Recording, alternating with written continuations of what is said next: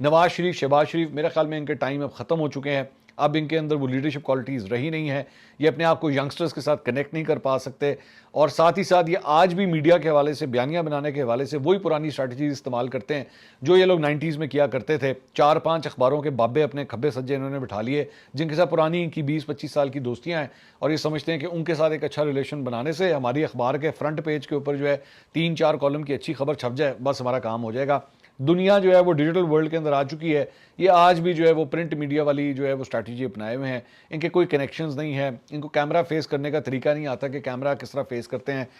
Confidence نہیں ہے کہ سوالوں کے جواب دے سکیں. ہونا تو یہ چاہیے تھا. نواز شریف آپ کی پارٹی کے قائد ہیں، میری نظر میں ان کو کم از کم 25 انٹرویوز دینے چاہیے تھے. میری نظر میں مسلم لیگ نون کا ایک اور بہت بڑا نقصان یہ ہے کہ آج بھی وہ یہ سمجھتے ہیں کہ the leadership has gone to old now. Nawaz Sharif, Shahbaz Sharif, میرے خیال میں ان کے ٹائم اب ختم ہو چکے ہیں. اب ان کے اندر وہ لیڈرشپ کوالٹیز رہی نہیں.